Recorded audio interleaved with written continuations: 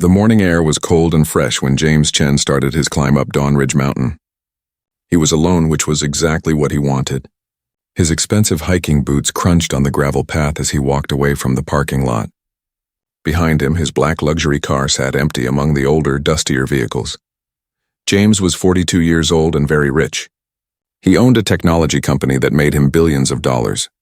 People called him a genius. Magazines put his face on their covers. But today he did not feel like a genius. He felt tired and empty. His divorce had been finalized 3 months ago. His daughter Sarah barely spoke to him anymore. She was 19 and at college, and when she did answer his calls, her voice was cold and distant. James had tried to fix things the only way he knew how. He offered to buy her a new car. He offered to pay for a trip to Europe. She said no to everything, so he came to the mountain. His assistant had suggested it. "You need to clear your head, Mr. Chen," she had said. James did not really like hiking, but he had nothing else to do on a Saturday morning. The trail was steep. James was in good shape. He went to an expensive gym 3 times a week with a personal trainer.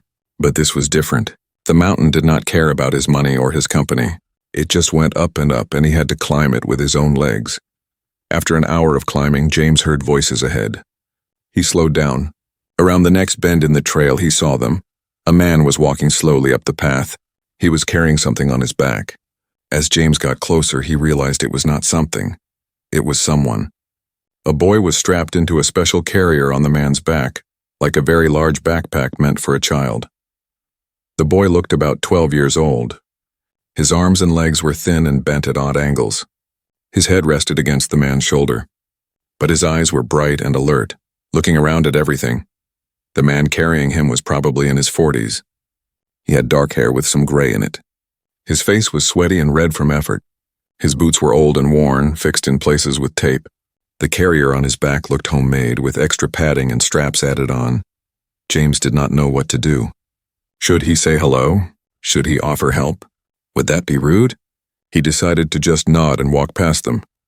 "Good morning," the man said with a friendly smile. He stopped to catch his breath. "Good morning," James replied. He stopped too. It seemed rude to keep walking. "Beautiful day for a hike," the man said. "Yes, it is," James agreed. The boy on the man's back turned his head to look at James. "Wow, your jacket is really nice," the boy said. His voice was a bit hard to understand, but James could make out the words. "Is it one of those expensive ones that costs like $1,000? "Daniel, that's not polite," the man said, but he was smiling. "It's okay," James said. He felt embarrassed. His jacket had actually cost $1,500. "Yes, it's a pretty good jacket." "I knew it," Daniel said proudly. "I can always tell expensive stuff. Your boots too. Those are the kind that mountain climbers use, right? Unlike real mountains?" James looked down at his boots.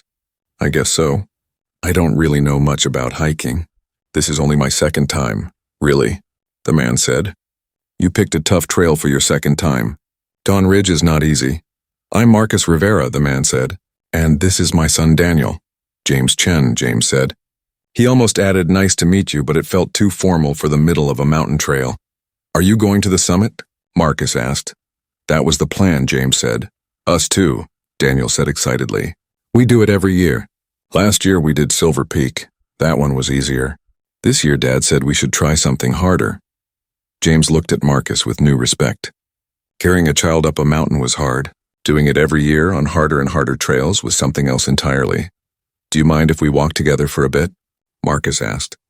Daniel likes having someone new to talk to. James hesitated. He had come here to be alone. But something about these two made him say yes. They walked together slowly, very slowly. Marcus had to stop every few minutes to rest. James could have run up the trail at the pace they were going, but he found he did not mind. Daniel talked almost non-stop, asking James questions about everything. "What do you do for work?" Daniel asked. "I run a technology company," James said. "Cool. What kind of technology?" "We make software for businesses. It helps them organize their data and work more efficiently." "That sounds boring," Daniel said honestly. Marcus laughed. "Daniel, you can't just tell people their job sounds boring." "But he asked what I thought," Daniel protested. James found himself smiling. "It's okay. You're right. It is kind of boring when I explain it like that." They reached a flat section of the trail where some rocks made a natural resting spot. Marcus carefully lowered himself to sit down, keeping Daniel secure on his back. James sat on another rock nearby. Marcus pulled out a water bottle and helped Daniel drink from it. Then he drank some himself. James noticed the water bottle was an old plastic one, refilled many times. The label was worn off. "How far up have you been on this trail before?" Marcus asked James. "This is my first time on this specific trail," James admitted. "Well, you picked a good one. The view from the top is amazing," Marcus said. "Right, Daniel?" "We haven't been to the top of this one yet, Dad," Daniel pointed out. "True, but I saw pictures. Trust me, it'll be worth it." James found himself curious. "How long have you been doing these hikes?" Marcus looked at Daniel with love in his eyes. 6 years now. Daniel was diagnosed with cerebral palsy when he was 6.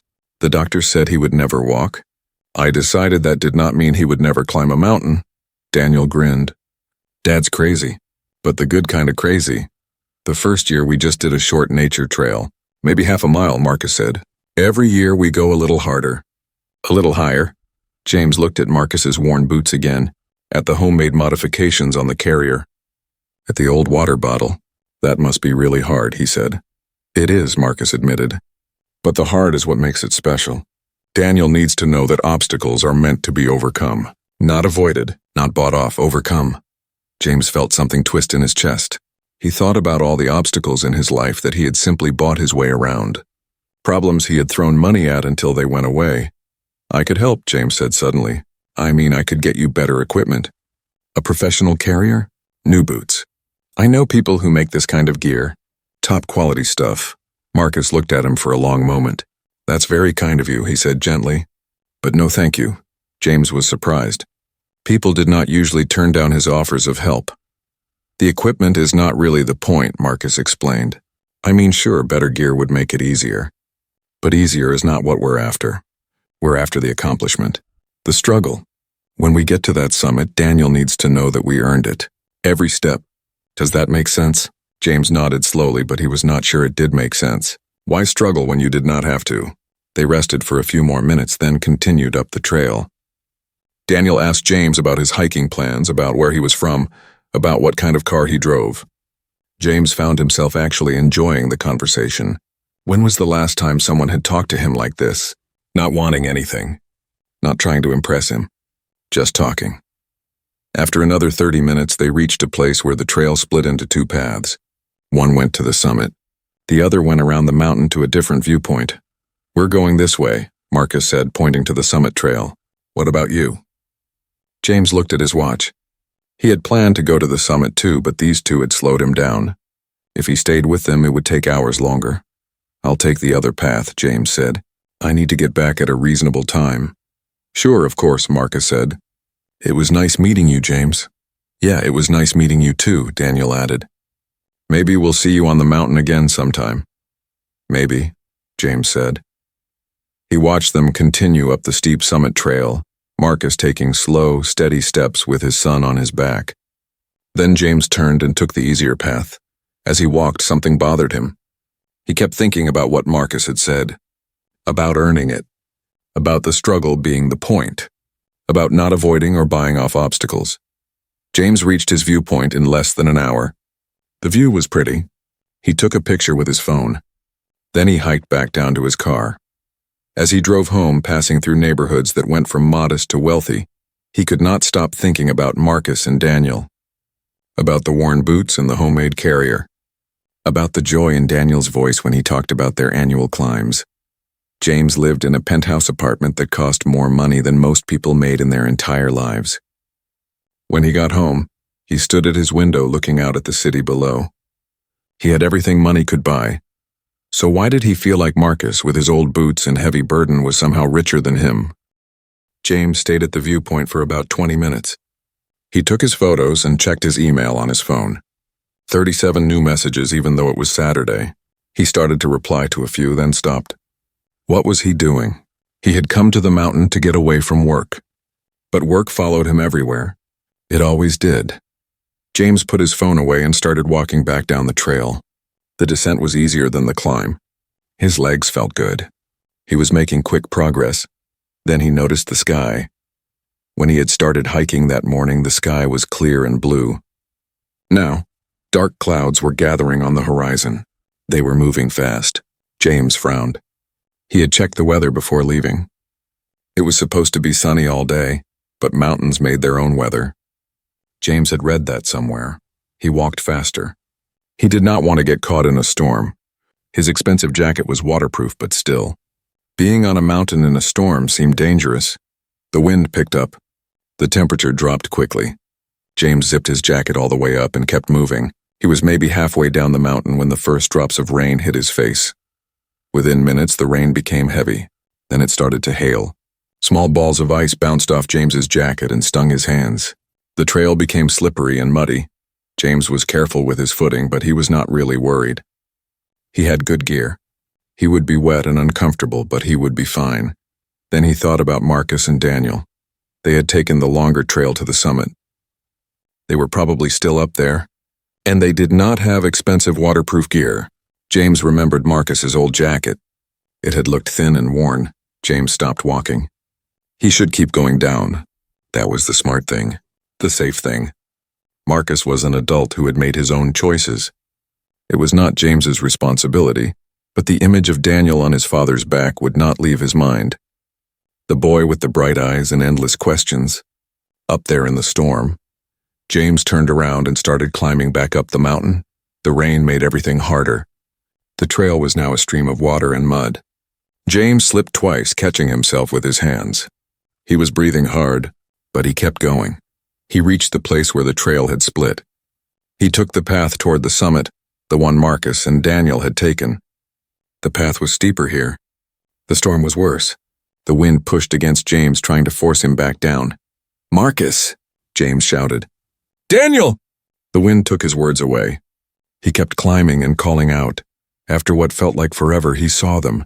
They were huddled under a rocky overhang, trying to get shelter from the worst of the rain. Marcus had wrapped his jacket around Daniel, leaving himself exposed to the cold and wet. They had spread an emergency blanket over both of them, but it was thin and small. Daniel was shivering. "James." Marcus looked shocked to see him. "What are you doing here?" "I saw the storm coming. I thought you might need help," James said. He was breathing hard from the climb. "We tried to get down when we saw the clouds," Marcus explained. His teeth were chattering. "But we weren't fast enough. My phone is dead. Got wet and just stopped working." James looked at Daniel. The boy's lips had a slight blue tint. "That was not good. I have a tent," James said. He unslung his backpack. "And more supplies." "A tent?" Marcus said. "Who brings a tent on a day hike?" "My assistant packed my bag. She says I should always be prepared," James admitted. He had thought it was silly when he first saw the tent. Now he was grateful. The tent was high-tech and expensive. It set up quickly, even in the wind. It was designed for mountain climbers who needed shelter fast. Within 5 minutes, James had it secured to the rocky ground. "Get inside," James said. Marcus carefully crawled into the tent with Daniel still on his back. The carrier was soaking wet. Inside the tent, Marcus finally was able to unbuckle the straps and lay Daniel down gently on the tent floor. James crawled in after them and zipped the tent closed. The sound of the rain on the tent was loud, but at least they were out of the wind. "I have dry clothes," James said, digging through his pack, "and emergency thermal blankets. The real kind, not those thin foil ones." He handed Marcus a dry shirt and a thermal blanket. Marcus helped Daniel out of his wet clothes first, getting him into the dry shirt and wrapping him in the blanket. The shirt was way too big for Daniel, but it was warm and dry. That was what mattered. "Better?" Marcus asked his son. Daniel nodded. He was still shivering, but not as badly. "I'm okay, Dad." Only after Daniel was taken care of did Marcus change his own wet shirt. James noticed how thin Marcus was under his clothes. He worked hard, physical work. There was no extra weight on him. James had brought energy bars and a thermos of hot coffee. He had not planned to drink the coffee, but now he was glad he had it. He poured some into the thermos cup and handed it to Marcus. "You first," Marcus said, trying to give it to Daniel. "I don't like coffee," Daniel said. "It tastes like dirt water." Marcus laughed. Despite everything, he laughed. "You've never even tried it. I can smell it." "That's enough." James pulled out more energy bars and handed them around. They sat in the tent, listening to the storm outside, eating their bars in silence. "Thank you," Marcus said finally. You didn't have to come back for us. I know, James said, but you did anyway. Why? James thought about it. I don't know. I just kept thinking about you two up here in the storm. Daniel had stopped shivering. The color was coming back to his face. He looked at James with curious eyes. Do you have kids? Daniel asked. The question hit James like a punch. Yes, a daughter, Sarah. She's 19. Does she like hiking? I don't know, James admitted. I don't really know what she likes anymore. Marcus looked at James with understanding eyes. You're divorced? James looked down at his left hand. He still had a tan line where his wedding ring used to be. 3 months now. Final papers came through in August. I'm sorry, Marcus said, and he sounded like he really meant it. My wife left when Daniel was diagnosed, Marcus said quietly. She couldn't handle it. The doctors, the therapy, the uncertainty of it all. She said she still loved me, but she just couldn't stay. I haven't heard from her in 5 years. That must have been hard, James said. It was. It is. But you know what the funny thing is? In some ways it made things simpler. I knew it was just me and Daniel against the world. No one else was going to save us. No one else was going to make Daniel's life better. Just me. So I had to figure it out. What did you do before? James asked. For work, I mean. I was an architect, Marcus said. Had my own small firm. I was doing okay. Not rich, but comfortable. After Daniel's diagnosis, I couldn't keep it up. Architecture requires long, unpredictable hours. Meetings with clients. Site visits. I couldn't do all that and take care of Daniel. So I closed the firm. Now I do construction work. Carpentry, mostly. The pay is less, but the hours are flexible. I can take Daniel to his doctor appointments. His therapy sessions. I can be there when he needs me. You gave up your career, James said. I gave up a job, Marcus corrected. My career is being Daniel's father. That's the most important thing I'll ever do. James felt something twist in his chest again. He thought about his own career. His company. All the hours he had spent building his empire. And what had it cost him? His marriage. His relationship with his daughter. I threw myself into work after the divorce, James admitted. I thought if I could just be successful enough it would prove something. That I was worth something. That I was a good father even if I wasn't a good husband. How's that working out? Marcus asked gently. Not great, James said. Sarah barely talks to me. When she does, I don't know what to say. So I offer her things, money, cars, trips. She always says no. She doesn't want my money, but I don't know what else to give her. Time, Daniel said suddenly. Both men looked at him. She probably wants your time. Marcus smiled at his son. When did you get so wise? I've always been wise, Daniel said seriously. You just don't always listen. The storm raged outside. Thunder rolled across the mountain. But inside the tent it was warm and dry. James felt something he had not felt in a long time. He felt connected to other people. Really connected. Not in a business way. Not in a fake networking way. In a real human way. Can I ask you something? James said. About Daniel. About his condition. Sure, Marcus said. Do you ever wish things were different? Do you ever wish he could just walk normally? Marcus looked at his son. Of course. Every day. I wish a lot of things were easier for him. But Daniel is Daniel. His cerebral palsy is part of who he is. It's shaped him. It's shaped both of us. Would I take away his pain if I could? Yes. Would I make things easier? Yes, but would I change who he is? Never. I'm pretty awesome, Daniel agreed. You are pretty awesome, Marcus said, ruffling his son's hair. James watched them. The love between them was obvious. It was pure and simple and strong. James could not remember the last time he had touched his daughter with that kind of casual affection. The hardest part, Marcus continued, is not the physical stuff. It's the way people look at us. Some people see Daniel and they see a tragedy. They see something broken that needs to be fixed. Or they see me carrying him and they think I'm some kind of hero. I'm not. I'm just a dad doing what dads do. You carried your son up a mountain, James pointed out. That seems pretty heroic to me. You came back into a storm to help people you barely know, Marcus countered. Monday morning came too early. James sat in his office on the 45th floor, looking out at the city below. Everything looked small from up here. The cars, the buildings, the people. All small and distant.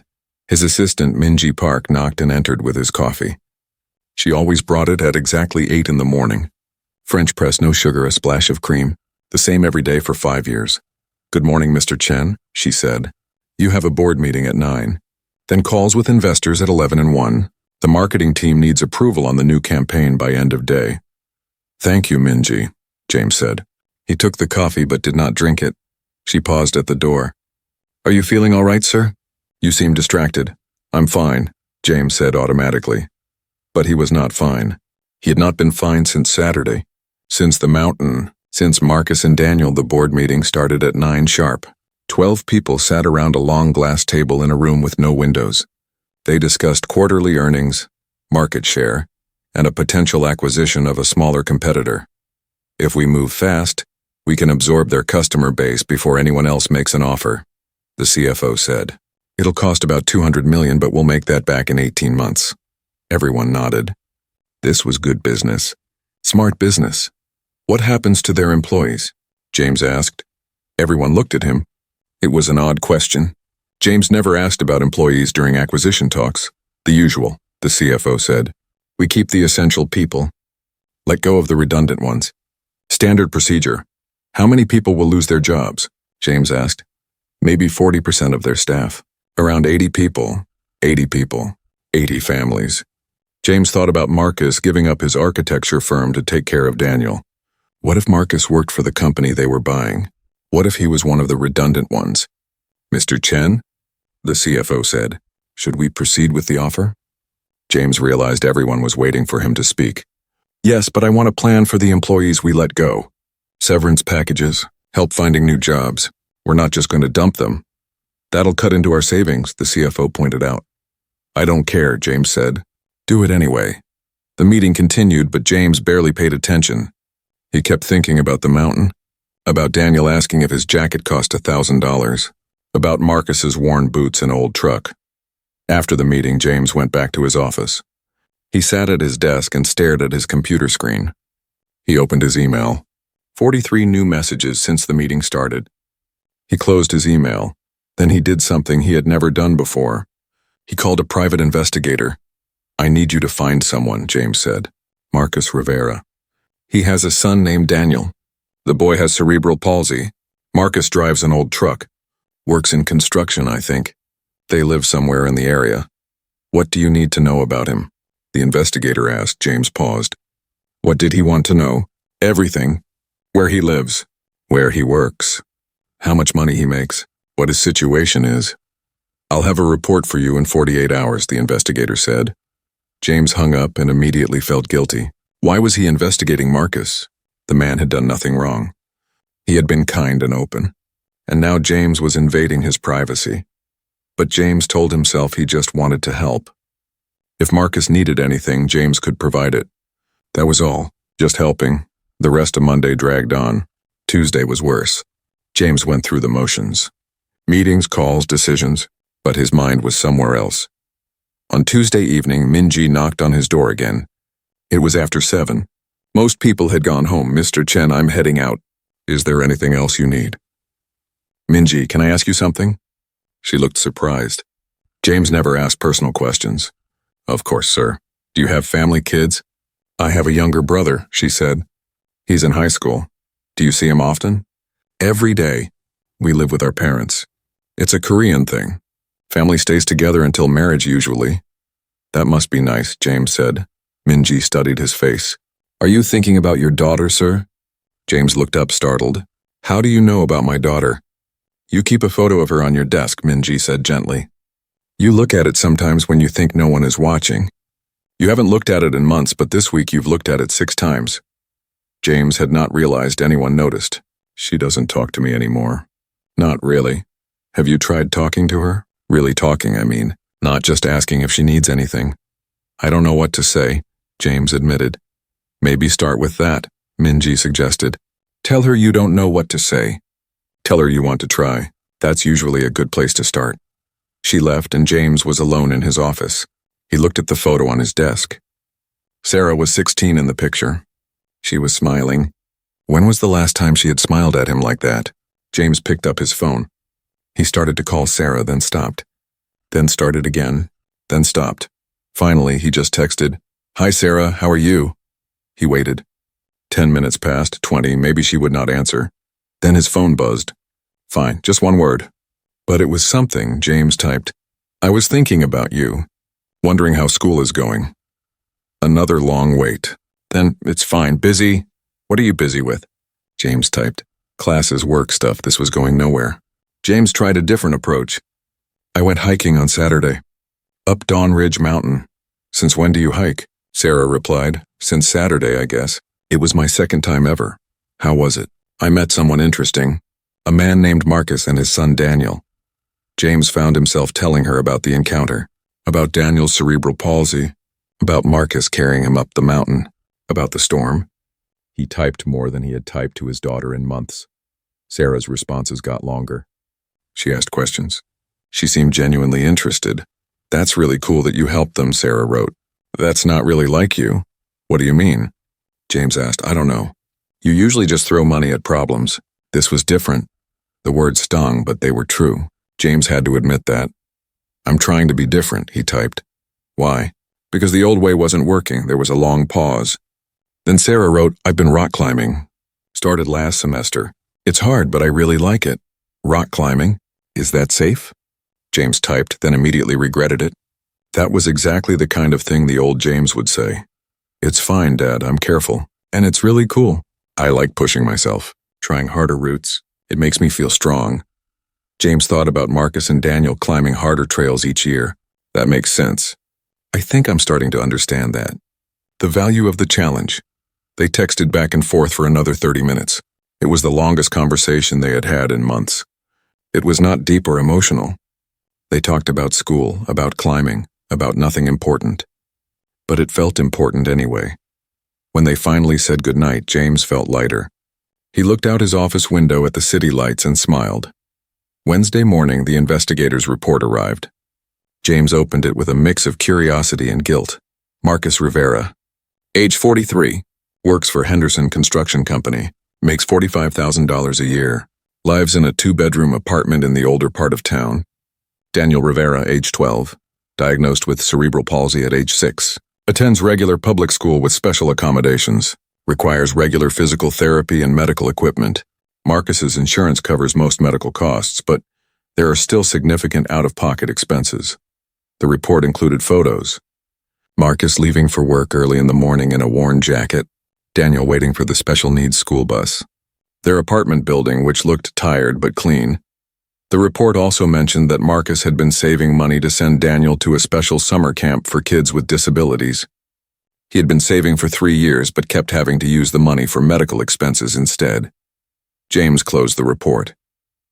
He felt sick, not because of what was in the report, but because he had ordered it in the first place. This was exactly what Marcus had warned against, using money to buy his way around problems instead of actually dealing with them.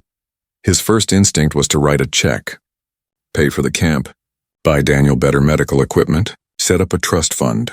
He could solve all of Marcus's money problems with a signature, but then he remembered Marcus's words on the mountain. Being present is worth more than any present.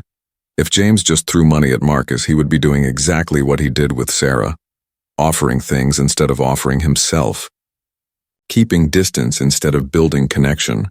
But what else could he do? James picked up his phone and looked at the wrinkled receipt with Marcus's number. He had put it in his wallet and transferred it to his phone. He stared at it for a long time. Then he called. The phone rang 4 times. James almost hung up. Then Marcus answered. Hello? Hi, Marcus. It's James, from the mountain. James. Hey, I was wondering if I'd hear from you. Most people who say they'll call don't actually call. I'm not most people, James said, then immediately felt stupid. Sorry, that sounded arrogant. Marcus laughed. It sounded honest. So what's up? I was wondering if you and Daniel would want to get coffee sometime. Or lunch, whatever works. You want to get coffee with me? Marcus sounded surprised. If that's weird, we don't have to, James said quickly. No, it's not weird. It's nice. I just didn't expect it. When do you want to meet? How about Saturday? Saturday works. There's a diner near my place. Angelo's, nothing fancy, but the food is good and Daniel loves their pancakes. Sounds perfect, James said. They agreed on a time and hung up. James sat back in his chair, surprised at how nervous he felt. He made billion-dollar deals without breaking a sweat, Why was he nervous about getting coffee with a construction worker and his son? Because it mattered, he realized. The business deals did not really matter. Not in the way this did. The rest of the week passed slowly. James caught himself thinking about Saturday, wondering what they would talk about, hoping he would not say anything stupid. Sarah texted him again on Thursday. "How's your week going?" They had a short conversation about nothing important, but it was something. She was talking to him. That was progress. On Friday, James's CFO came to his office with news. "The acquisition is almost finalized. We should have it wrapped up by next month." "Good," James said. "What about the employee package I asked for?" "We're working on it. But Mr. Chen, I have to say it's unusual. We're spending a lot of money on people who won't even work for us." "They worked for a company we're absorbing," James said. "That makes them our responsibility." The CFO looked confused but nodded. "If you say so, sir." After he left, Minji brought James his afternoon coffee. "You seem different this week, Mr. Chen." "Different how?" "I don't know. Lighter, maybe." "You smiled at someone in the elevator yesterday." "That was definitely different." "I smiled in the elevator?" "You did." The intern looked terrified. "I don't think anyone has ever seen you smile in the elevator before." James laughed. He could not remember the last time he had laughed at work. "Minji, can I ask you something else?" "Sure. If you wanted to rebuild a relationship with someone you had hurt or neglected, how would you do it?" Minji thought about it. "I would start by showing up consistently, not just once or twice, but regularly. And I would listen more than I talk. Really listen. Not just wait for my turn to speak. Show up and listen," James repeated. "And be patient. Trust takes time to rebuild. You can't rush it." James thought about this. He was not good at patience. He was used to quick results, fast solutions. But maybe that was part of the problem. That night, James did something unusual. Instead of working late, he left the office at 6. He went home to his empty penthouse and actually sat on his couch. He did not open his laptop. He did not check his email. He just sat and thought about Marcus and Daniel, about Sarah, about what kind of person he wanted to be. The penthouse was very quiet. Too quiet. James had bought it because it was at the top of the most expensive building in the city, because it had a view of everything. But what good was a view when there was no one to share it with? He picked up his phone and looked at Sarah's contact info.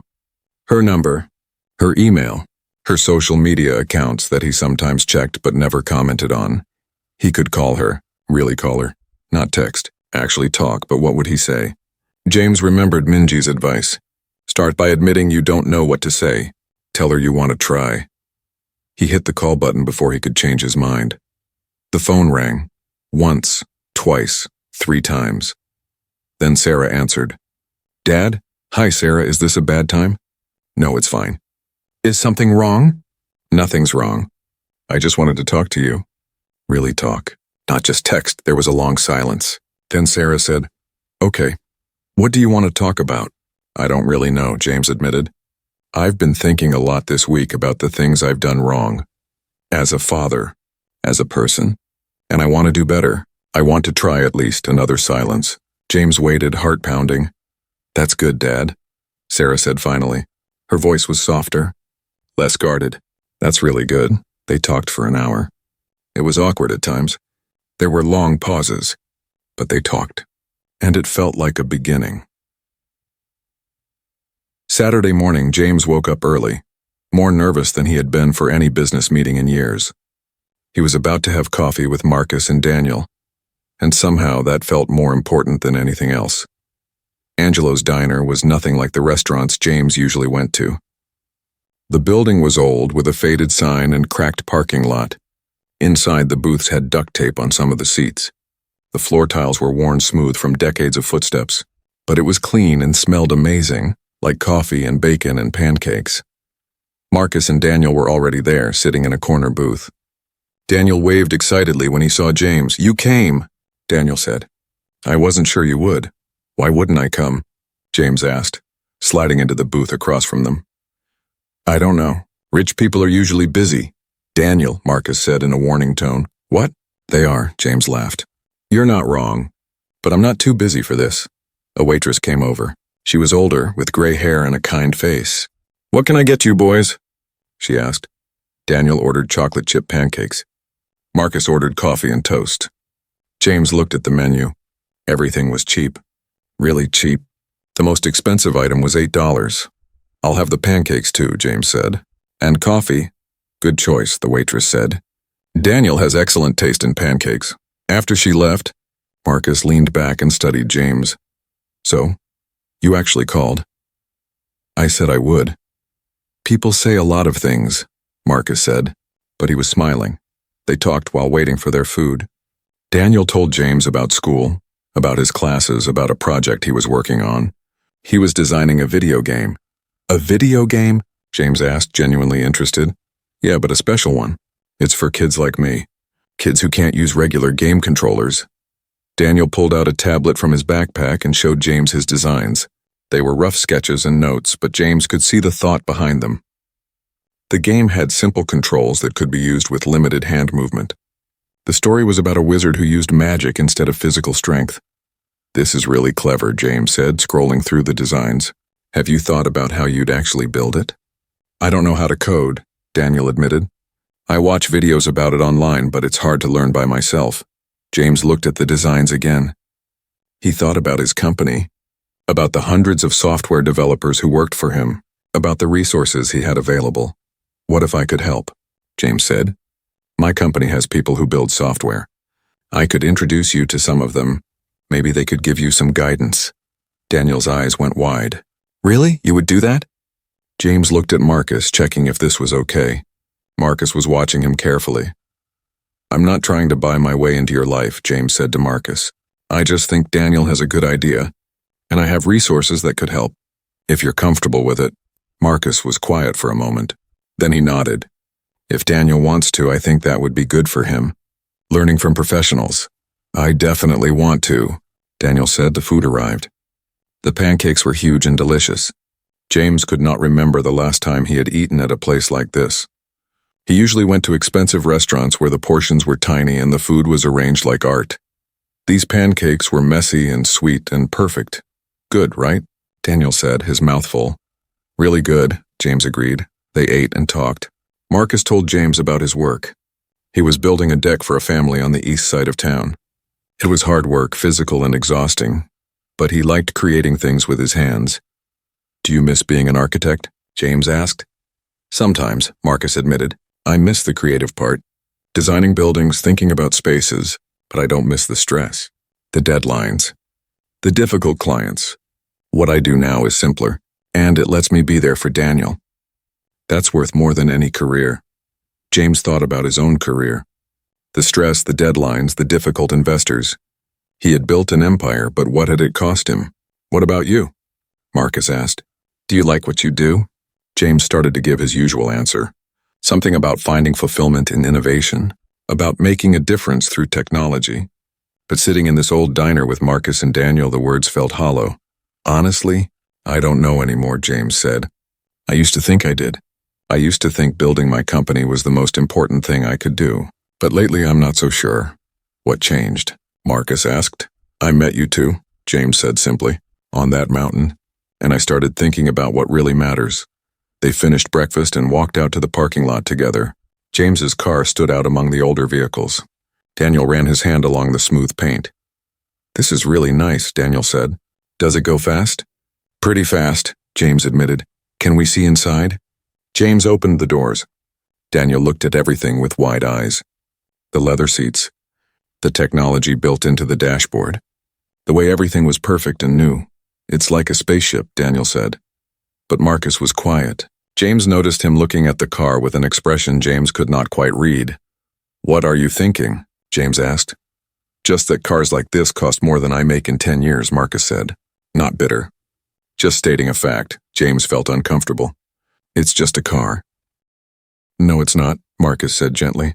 "It's a symbol of success, of hard work paying off. I'm not judging you for having it. I'm just acknowledging the reality. We live in very different worlds. Does that matter?" James asked. Marcus looked at him for a long moment. "I don't know yet. I guess we'll find out." Over the next few weeks, Saturday coffee became a regular thing. James would meet Marcus and Daniel at Angelo's. Sometimes they would eat. Sometimes they would just talk. and sometimes they would go for short walks or drives together. James introduced Daniel to one of his lead developers, a woman named Hyunju Kim. She was patient and kind, and she started teaching Daniel the basics of game design. They would meet at the office on Saturday afternoons after James's breakfast with Marcus and Daniel. Daniel was a quick learner.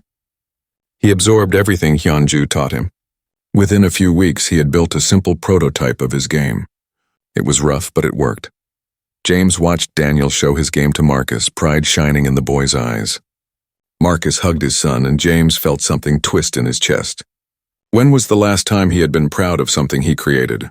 Not a business deal, not a profit margin, something real. James started texting with Sarah more often. Their conversations were still sometimes awkward, but they were happening. She told him about her rock climbing, about reaching the top of a difficult route after weeks of trying. James told her about Daniel's game, about his Saturday mornings at the diner. "You're different, Dad," Sarah texted one day. "I don't know how to explain it, but you seem more real." "Is that good?" James asked. "Yeah, it's really good." One Saturday, about a month after that first coffee, Sarah called James. "Hey, Dad, I'm going to be in town next weekend for spring break. Do you want to get together?" James's heart jumped. "Yes, absolutely. What do you want to do?" "I don't know. Maybe we could just hang out? You could show me around your office or something." "I've never actually seen where you work." "I'd like that," James said. After he hung up, James sat in his office and realized he was smiling. His daughter wanted to see him. Not because she needed money, not because she had to, because she wanted to. That Saturday, James brought Sarah to meet Marcus and Daniel. He was nervous about it, though he was not sure why. They all met at Angelo's. Sarah arrived first, and James introduced her to Marcus and Daniel when they arrived. "Hi," Sarah said, a little shy. "My dad's told me a lot about you guys." "He's told us about you too," Daniel said. "He said you do rock climbing." "That's so cool." Sarah's face lit up. "Yeah, I love it. It's scary but awesome." "That's how I feel about our mountain hikes," Daniel said. They started talking about climbing, about challenges, about pushing yourself. James and Marcus exchanged a glance. Their kids were getting along naturally, easily. Over breakfast, Sarah asked Daniel about his game. Daniel pulled out his tablet and showed her the latest version. Sarah, who was studying design, immediately started giving feedback. "What if the wizard's staff changed colors based on what spell you're using?" she suggested. "That would make it easier to tell what you're doing without needing to read text." "That's brilliant," Daniel said. "I didn't think of that." They spent the next hour talking about design, about accessibility, about making things that everyone could use.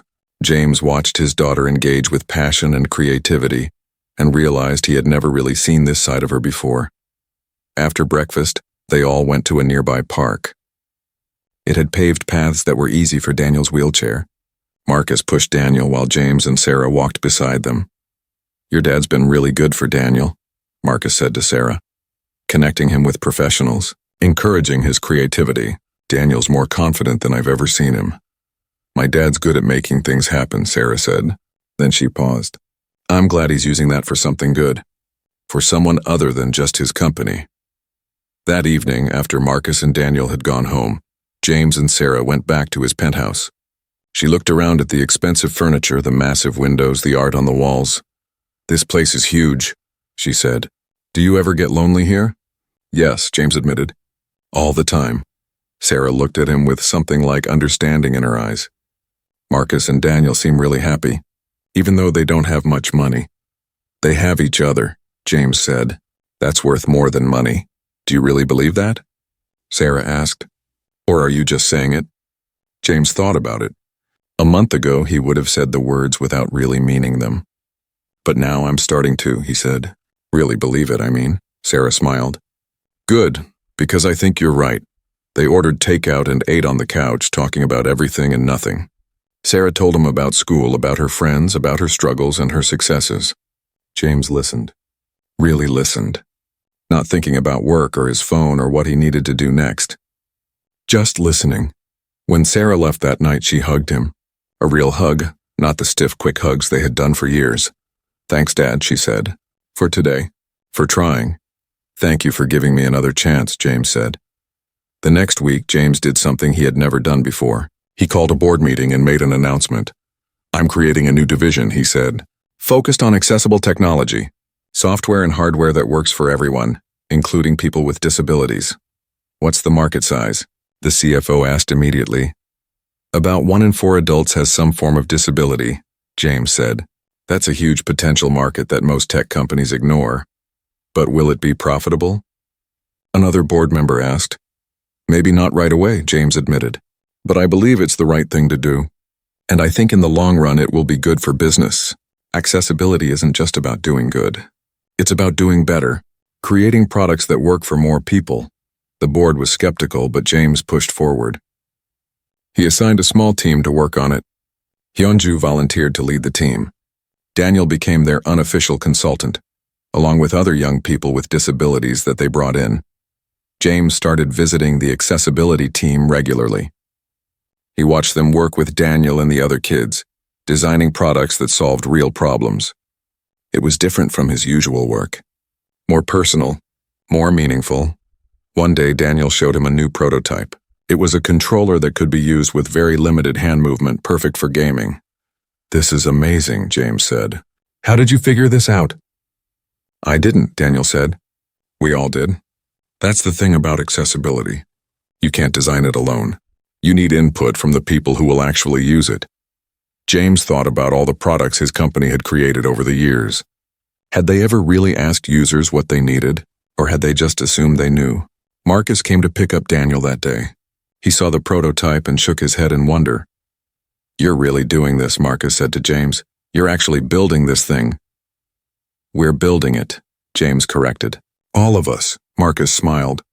You know what I said that first day on the mountain? About obstacles being meant to be overcome? I remember.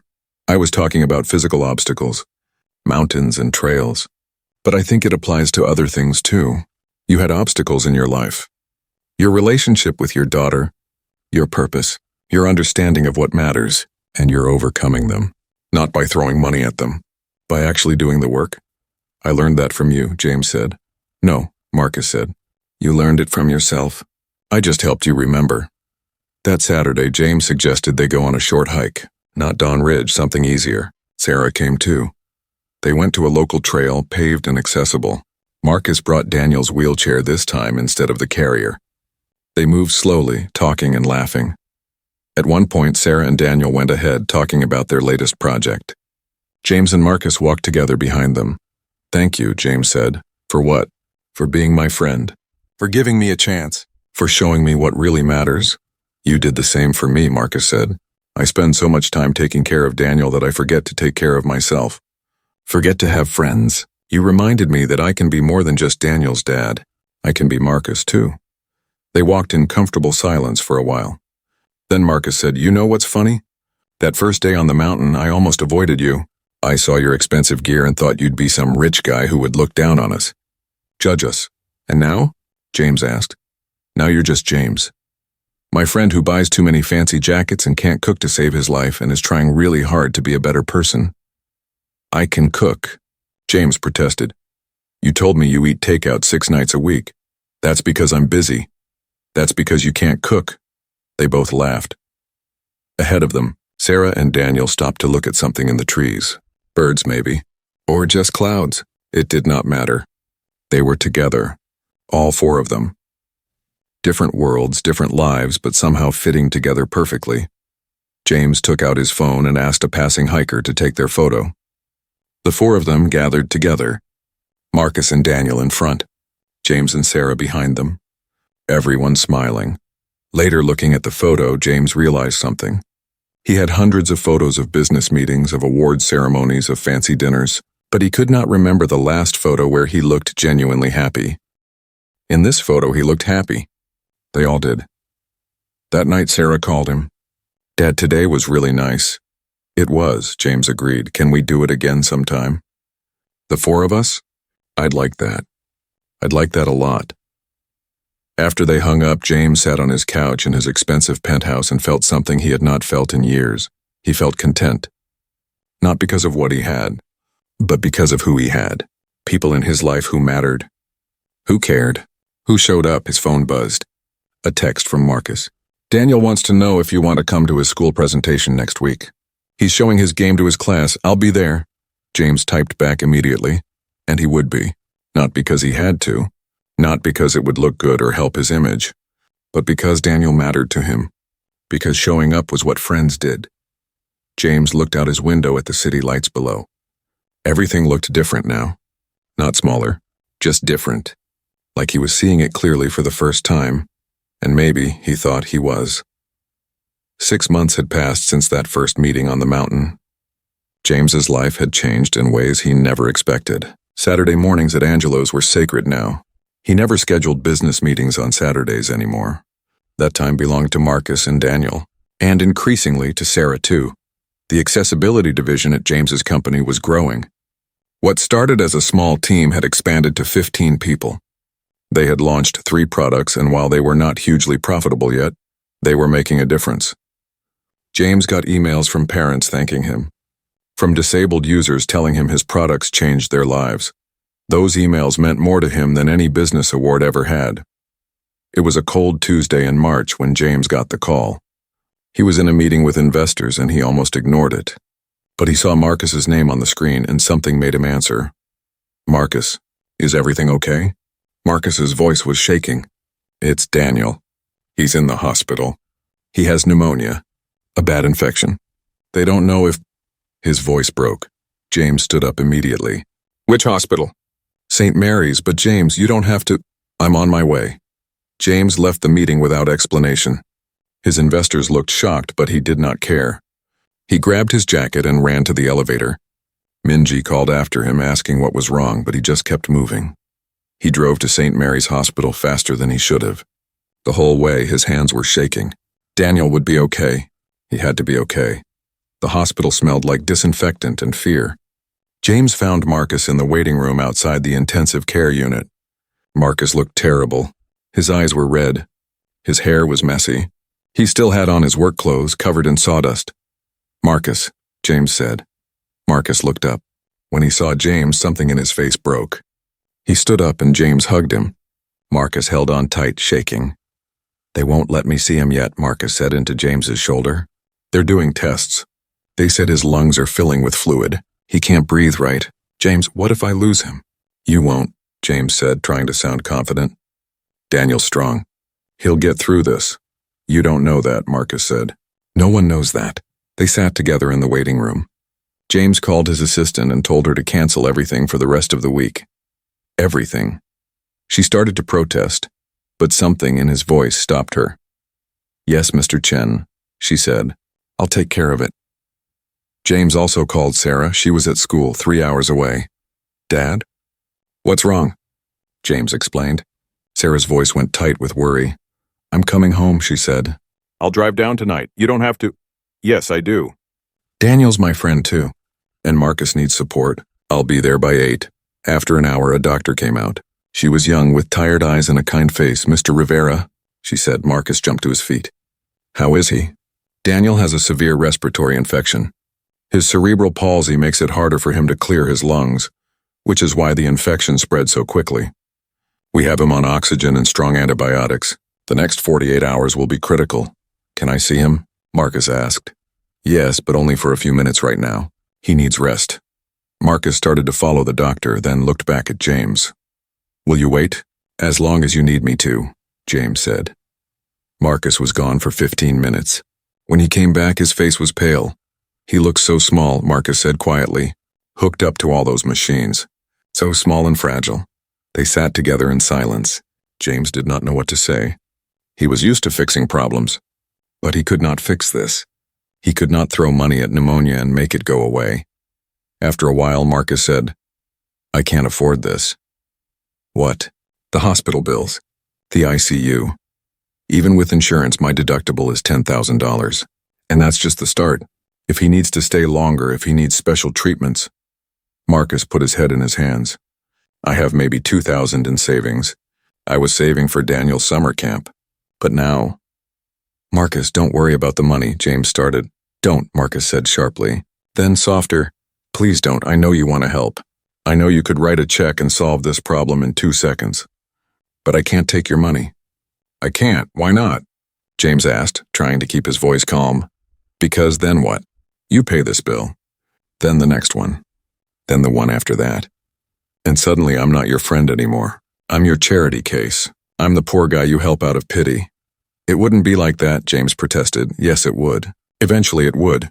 They sat in tense silence. James wanted to argue. Wanted to explain that helping was what friends did. But he remembered Minji's advice from months ago. Listen more than you talk, so he just sat there with Marcus, not offering solutions, not trying to fix things, just being there. Sarah arrived at 8 just like she promised. She brought coffee and sandwiches, though neither Marcus nor James felt like eating. But having her there helped. She sat between them, holding both their hands. At midnight, the doctor came out again. You can see him for a few minutes. One at a time, Marcus went in first, then Sarah. Then, to James's surprise, the doctor asked for him. Daniel's asking for you, she said. James went into the ICU room. It was cold and full of beeping machines. Daniel lay in the bed, so small under the white sheets. He had an oxygen mask over his face, IVs in both arms, but his eyes were open. Hey, Uncle James, Daniel said, his voice muffled by the mask. The Uncle James hit him like a punch. Hey, Daniel. How are you feeling? I've been better. Daniel tried to smile. Dad's really scared. I can tell. He loves you very much, I know. That's why I have to get better. He can't lose me. It would break him. You're going to be fine, James said. Maybe, maybe not. Daniel's eyes were serious, too serious for a 12-year-old. If I'm not fine, will you take care of my dad? Make sure he's okay? Daniel, don't talk like that. Promise me, Daniel said. Promise you'll take care of him. James felt tears in his eyes. I promise. But you're going to take care of him yourself because you're going to get better. Daniel nodded, but he looked tired. So tired, a nurse came in. He needs to rest now. James left the room. In the hallway, he had to stop and lean against the wall. His chest hurt. His eyes burned. When was the last time he had cried? Years, maybe a decade. Sarah found him there. She did not say anything, just put her arm around him and let him cry. The next 2 days were the longest of James's life. He stayed at the hospital. Sarah stayed too. They took turns sitting with Marcus, bringing him food he would not eat, coffee he would not drink. They sat in silence mostly. Sometimes Marcus would talk about Daniel, about their hikes, about funny things Daniel had said over the years. James called his office only once to tell Minji he would not be back this week. Maybe not next week either. Is there anything I can do? She asked. Pray, James said, if you're the praying type. On the 3rd day, the doctor came out with a different expression. Not worried, almost smiling. He's improving, she said. The antibiotics are working. He's breathing better. He's not out of danger yet, but he's getting better. Marcus broke down. He sobbed right there in the waiting room, and James held him while he cried tears of relief and exhaustion and fear that was finally easing. Over the next week, Daniel continued to improve. Slowly. Very slowly. But every day was better than the last. The oxygen came off, then the IVs, then he was moved out of ICU into a regular room. James visited every day after work. He brought Daniel books, movies, anything to help pass the time. Sarah visited too whenever she could get away from school. They played card games with Daniel, told stupid jokes, made him laugh, which was the best medicine of all. One evening, James arrived to find Marcus alone in Daniel's room. Daniel was asleep. The bills are starting to come in, Marcus said quietly. It's worse than I thought. With all the ICU time, the specialists, the medications, it's over $30,000. After insurance. James started to speak, but Marcus held up his hand. I know what you're going to say, that you'll pay it, that it's no big deal for you, and maybe you're right. Maybe I'm being stupid and prideful, but James, I need to do this myself. I need to know I can take care of my son. Do you understand? James thought about it, really thought about it, about what Marcus was saying, about why it mattered. What if it was a loan? James said finally. A real loan, with a payment plan. You pay me back monthly, whatever amount you can afford. It might take years, but you'd be paying it yourself, your money, your effort. Marcus looked at him. You'd do that? Really do that? Not just say it's a loan and then forgive it later? Really do that, James said. I'll even charge you interest if that makes you feel better. Don't be ridiculous. No interest then, but a real loan. You pay me back. Deal? Marcus hesitated. Pride and practicality fought on his face. Finally, he held out his hand. Deal, he said. They shook on it. It was not charity. It was not pity. It was what friends did for each other. While they were shaking hands, James's phone rang. It was Minji. She never called this late unless it was urgent. I'm sorry to bother you, Mr. Chen, but there's a crisis at the office. The board called an emergency meeting. There's talk of a hostile takeover. They need you there right now. James looked at Marcus, at Daniel sleeping in the hospital bed, at Sarah, who had fallen asleep in the chair in the corner. Tell them I can't make it, James said. Sir, this is serious. If you're not there to defend your position, they might vote you out. Then they vote me out, James said. I'm not leaving. But Mr. Chen, Minji, for the first time in my life, I'm exactly where I'm supposed to be. If the board can't understand that, then maybe I shouldn't be running the company anyway. He hung up. Marcus was staring at him. Did you just risk your company to stay here? Marcus asked. I guess I did. That's crazy. Yeah, James agreed. But it's the right kind of crazy. Marcus smiled. The first real smile James had seen on his face in days. You're learning. The board meeting happened without James. They sent him emails and texts, demanding he call in, demanding he explain himself. He ignored them all. He stayed at the hospital with Marcus and Daniel and Sarah. 2 days later, Daniel was released from the hospital. He was weak and needed lots of rest, but he was okay. He was going to be okay. James helped Marcus get Daniel into the truck. Sarah had gone to get food for when they got home. It was just the three of them in the hospital parking lot. Thank you, Marcus said, for everything, for being here, for the loan, for staying when you should have been dealing with your company crisis. Just thank you. You don't need to thank me, James said. This is what friends do. Daniel, buckled into the passenger seat, looked at both of them. Even weak and tired, he had that bright look in his eyes. Uncle James almost lost his company for us, Daniel said to his dad. I know, Marcus said. That's pretty cool, Daniel said.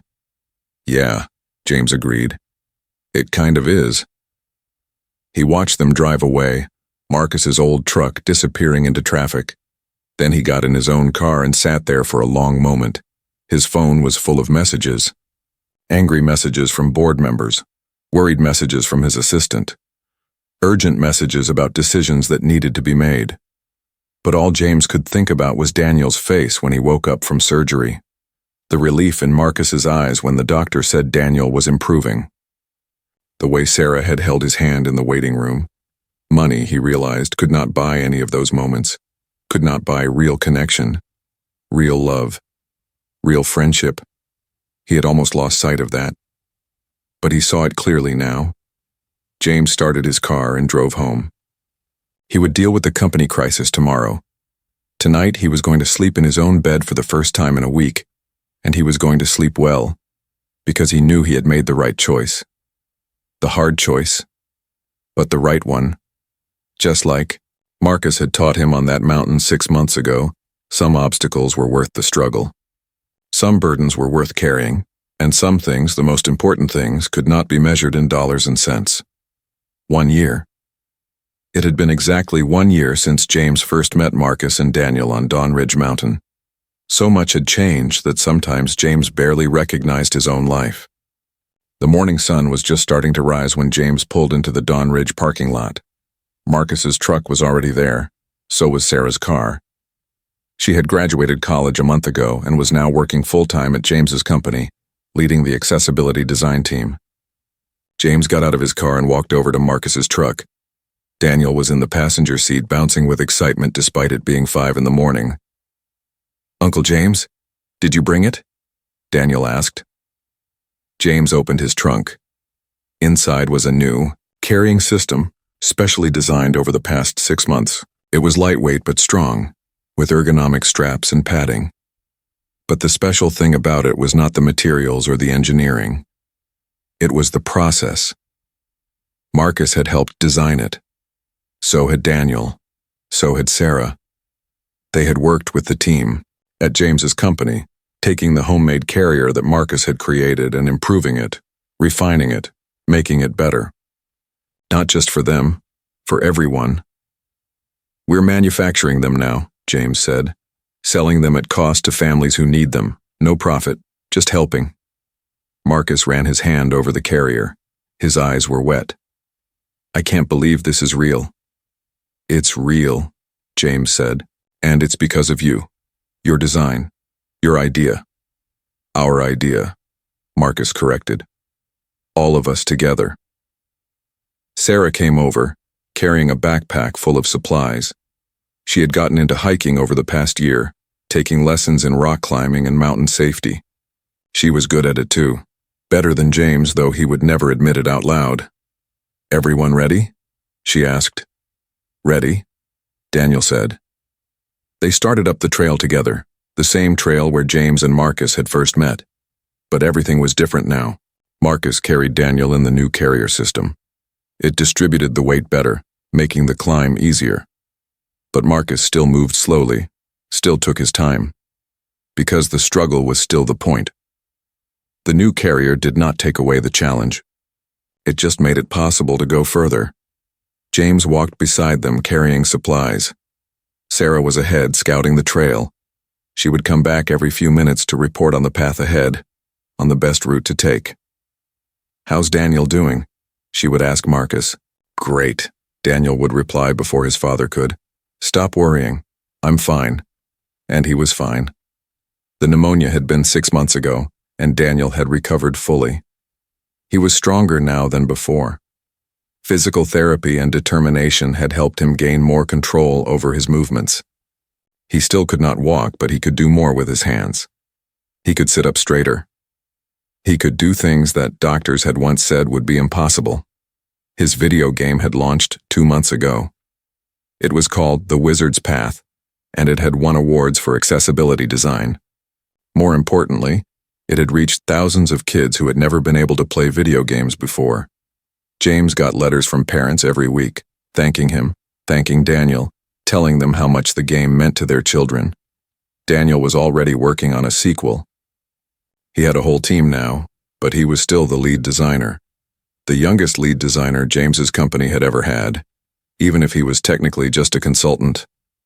They stopped for water at the same rocky outcrop where they had rested that first day. James remembered sitting here, uncomfortable and unsure, wondering if he should offer to help, wondering if that would be rude. Now he just sat next to his friends and drank water and felt comfortable. Remember when we met? Daniel asked. You were wearing that crazy expensive jacket. I'm wearing it now, James pointed out. Yeah, but now I know you're a regular person who just happens to have expensive taste in jackets. Everyone laughed. The sound echoed off the rocks. They continued climbing. The trail got steeper. James found himself breathing hard. He was in good shape, better than he had been a year ago. All the hiking had helped. But this was still difficult. Marcus was breathing hard too, but he did not complain. He never did. He just kept putting one foot in front of the other, carrying his son toward the summit. Dad, do you need a break? Daniel asked. I'm okay, Marcus said. Dad, you're wheezing. Fine. Small break. They stopped. Marcus carefully lowered himself to sit on a fallen log, keeping Daniel secure on his back. James sat beside them. Sarah jogged back from ahead to check on them. We're about a mile from the summit, she reported. The trail gets rockier, but nothing too bad. Thanks, sweetheart, James said. The word slipped out naturally. Sweetheart. He had not called her that since she was little, but somehow it felt right now. Sarah smiled at him. You're welcome, Dad. They rested for 10 minutes. Then Marcus stood up, ready to continue. But James stopped him. Marcus, can I carry Daniel for this last part? James asked. Marcus hesitated. This was their tradition, their special thing. Father and son climbing mountains together. I'm not trying to take that away from you, James said quickly. I just thought. I've never carried Daniel all the way to a summit, and I'd like to, if that's okay with both of you." Daniel looked at his father. Marcus looked at James. Something passed between them. Understanding, trust, friendship. "Okay," Marcus said, "if Daniel's okay with it." "I'm definitely okay with it," Daniel said. "Uncle James has been trying to prove he's as strong as you for months now. Let's see if he can actually do it." "I'm definitely as strong," James protested. "We'll see," Daniel said with a grin. Marcus helped transfer the carrier to James's back. The weight settled onto James's shoulders, and he had to adjust his stance. Daniel was not heavy, but carrying someone up a mountain was still work. "You okay?" Marcus asked. "Yeah," James said. "Let's do this." They started the final climb. James moved carefully, aware of the precious cargo on his back. Daniel gave him directions, told him where to step, when to watch out for loose rocks. They worked together. Marcus walked beside them, ready to help if needed. But James did not need help. He had practiced. He had trained. He had prepared for this moment. Sarah led the way, clearing small obstacles, pointing out the best path. They moved as a team, a family really, even if not by blood. The last 100 yards were the hardest. James's legs burned. His breath came in gasps. But he kept going. Daniel was cheering him on, telling him he could do it. "Come on, Uncle James. You've got this. Just a little further." And then they were there, at the summit. At the very top of Dawn Ridge Mountain, the view was incredible. The sun had fully risen now, bathing everything in golden light. They could see for miles. Mountains and valleys and forests stretching to the horizon. "We did it," Daniel shouted. "We made it!" James carefully lowered himself to sit on the ground, and Marcus helped unbuckle the carrier straps. Daniel was freed from the carrier, and Marcus held him in his arms. Both were laughing, crying, celebrating. Sarah pulled out her camera. "Everyone together!" They gathered at the summit marker, a weathered wooden sign that said Dawn Ridge Summit, elevation 4,147 feet. Marcus held Daniel. James and Sarah stood beside them. Another hiker offered to take their photo. "Say cheese." The hiker said, "Cheese." They all shouted together. The camera clicked. The moment was captured. 4 people at the top of a mountain, smiling like they had won the lottery. After the photo, they spread out a blanket and unpacked snacks. Daniel had insisted on bringing celebratory donuts, which were slightly squashed from the climb but still delicious. "To new heights," Marcus said, raising his water bottle in a toast. "To new heights," they all echoed, clinking their bottles together. They sat at the summit for an hour, just talking and enjoying the view. James told them about the company. The hostile takeover attempt had failed. The board had actually apologized to him for doubting his priorities. And surprisingly, the accessibility division had started to become profitable. Not hugely, but enough to sustain itself. "Turns out doing good and doing well aren't mutually exclusive," James said. "Who knew?" "We knew," Daniel said. "We've been telling you that for months." Sarah told them about her next project. She was designing an outdoor adventure program for disabled kids, a camp where they could do adaptive hiking, climbing, and other activities. Daniel was going to be one of the first participants and help design the programs. "I've already got funding lined up," Sarah said. "Dad's company is the primary sponsor, but we've got other companies interested too. This is going to be big." Marcus talked about his work. He had been promoted to project manager at his construction company. Better pay, better hours, better everything. But he still did carpentry on weekends because he loved working with his hands. "I'm making payments to James every month," Marcus said. "Chipping away at that loan. Should have it paid off in about 5 years." "No rush," James said. "I know, but I want to. It matters to me," they understood. It was not about the money. It was about pride, about agency, about Marcus taking care of his son in his own way. As the sun climbed higher, they started to pack up. It was time to head back down. But before they left, Daniel asked them to gather around. "I want to say something," Daniel said. Marcus held him so he could face everyone. "A year ago, my life was good. I had my dad. We had our hikes, but it was just us against the world, you know. And now we have Uncle James and Sarah. We have a whole team of people making games and adaptive equipment. We have friends and possibilities and adventures. And it all started on this mountain, so thank you, all of you, for being my family." There were tears. James tried to hide his, but Sarah saw and squeezed his hand. "You're not just our family," James said, his voice rough with emotion. "You're the people who saved my life. I was so lost a year ago, so disconnected from everything that mattered. You gave me purpose. You gave me perspective. You gave me a reason to be better." "We saved each other," Marcus said simply. "That's what families do." The hike down was easier than the climb up. They moved quickly, energized by their success. They talked and laughed and planned their next adventure. Maybe a harder trail, maybe a weekend camping trip, maybe that outdoor adventure camp Sarah was designing. The possibilities felt endless. Back at the parking lot, they stood between their vehicles, reluctant to leave. These moments together were precious. None of them wanted to let go. "Same time next year?" Marcus asked. "Back to this mountain?" "Definitely," James said. "But next time we pick an even harder trail," Daniel added. "I want to go higher." "Always higher," Sarah agreed. They said their goodbyes. Marcus and Daniel drove off in their truck, waving until they turned the corner. Sarah gave James a long hug. "I'm proud of you, Dad," she said, "for everything. For changing, for trying, for being here." "I'm proud of you too," James said. "You've become an amazing person, strong and compassionate and creative. Everything I should have been." "You are those things now," Sarah said. "That's what matters." She drove away, leaving James alone in the parking lot. He stood there for a moment, looking back at the mountain trail. 1 year ago, he had walked that trail alone, searching for something he could not name. Now he knew what he had been searching for: connection, purpose, family. And he had found it, in the most unexpected way. James got in his car and drove home. But home felt different now. His penthouse was not as empty. He had photos on his walls now. Pictures of his Saturday mornings at Angelo's. Pictures of Daniel showing his game to elementary school kids. Pictures of Sarah rock climbing. Pictures of all 4 of them at various summits marking their progress. He had plans too. Next weekend, they were all having dinner at his place. James was going to cook. Well, he was going to try to cook. Marcus had been teaching him with mixed results. But the effort was what mattered. James's phone buzzed. A text from Marcus. "Thanks for today. Means everything to us." "Thank you," James texted back. "For everything." He looked around his penthouse, at the expensive furniture and the art and the floor-to-ceiling windows with their $1,000,000 view.